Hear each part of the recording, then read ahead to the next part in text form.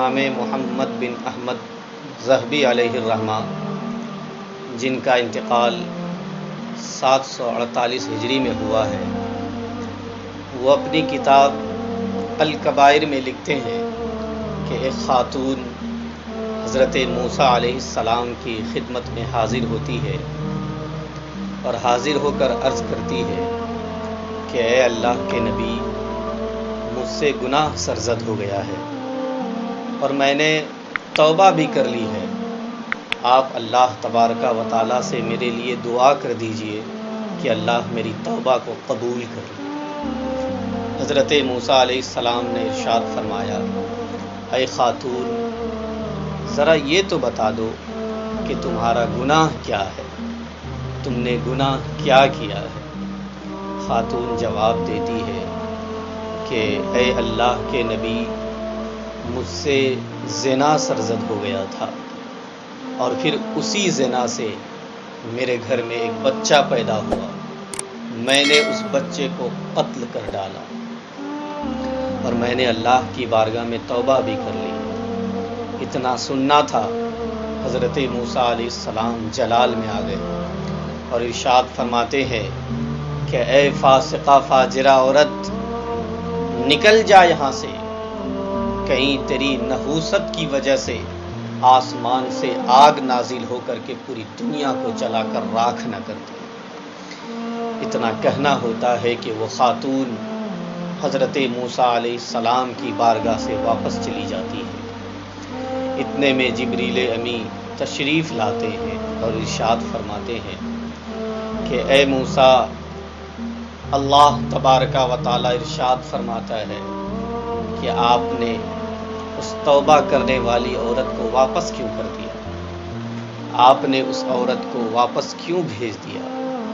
کیا آپ اس سے زیادہ شر والا کسی کو نہ دیکھا؟ کیا آپ نے اس سے زیادہ برائی والا کسی کو نہ دیکھا؟ حضرت موسیٰ علیہ السلام جواب دیتے ہیں، اے جبریل، اب اس سے بھی بڑا شر والا کون ہو سکتا ہے؟ اس سے بھی بڑا گنہگار کون ہو سکتا ہے جس نے زنا بھی کیا اور بچے کو بھی قتل کر ڈالا؟ اس سے بڑا گنہگار کون ہو سکتا ہے؟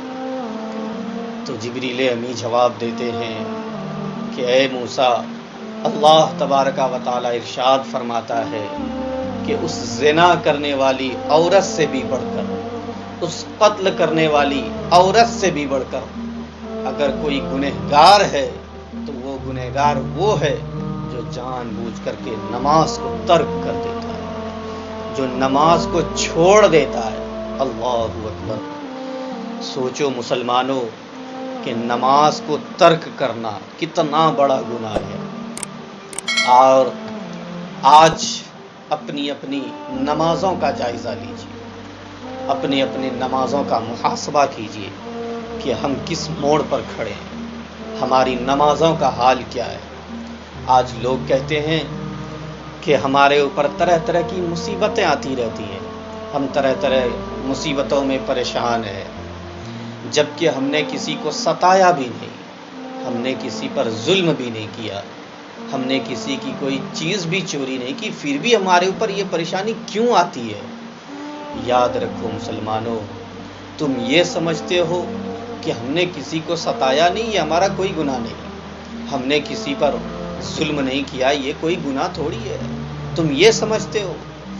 مسلمانوں یاد رکھو، تم جو نماز چھوڑتے ہو، اس سے بڑھ کر اور کیا گناہ ہو سکتا ہے؟ اس سے بڑھ کر اور تم کیسے مجرم ہو سکتے ہو؟ اسی طرح امام راضی علیہ الرحمہ نے مصطفیٰ کریم صلی اللہ علیہ وسلم کے دور کی ایک عورت کا واقعہ سیم ایسا ہی نقل فرماتے ہیں۔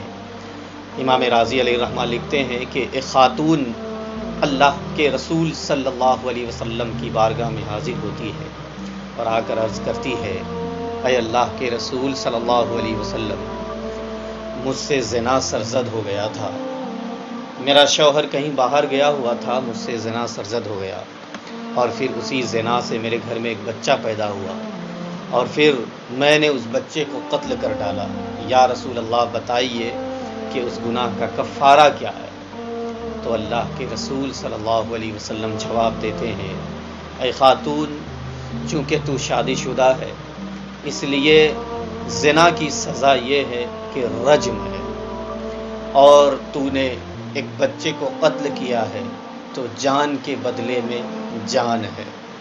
اور پھر آقا کریم صلی اللہ تعالیٰ علیہ وسلم نے دیگر دنیاوی اور اخروی سزائیں بیان کرنے کے بعد ارشاد فرماتے ہیں، اے خاتون، جس پریشانی میں تو گھبرائی ہوئی یہاں آئی تھی، جس خوف سے تو یہاں آ رہی تھی، میں نے تو یہ سوچا تھا کہ تیری نماز عصر چھوٹ گئی ہے۔ اللہ اکبر۔ صرف ایک نماز ترک ہونے سے، صرف ایک نماز چھوٹ جانے پر کتنی وعیدیں نازل ہو رہی ہیں، کتنا بڑا گنہگار ہو رہا ہے۔ لیکن آج ہماری اور آپ کی نمازوں کا حال کیا ہے؟ آج ہماری اور آپ کی عبادتوں کا حال کیا ہے؟ اور ہم کس موڑ پر کھڑے ہیں؟ مؤذن حی علی الصلاۃ اور حی علی الفلاح کی صدائیں بلند کرتا ہے، لیکن ہم کان سے سن کر کے بھی انسنی کر دیتے ہیں۔ ہم حی علی الصلاح کی آواز کو اگنور کر دیتے ہیں۔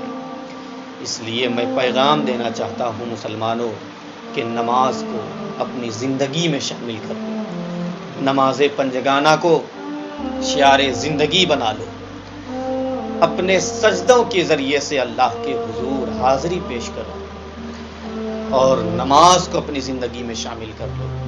جب تم نماز کو اپنی زندگی میں شامل کر لو گے تو میرا یقین ہے انشاءاللہ العزیز آپ یہاں پہ بھی کامیاب رہیں گے اور آخرت میں بھی کامیاب رہیں گے۔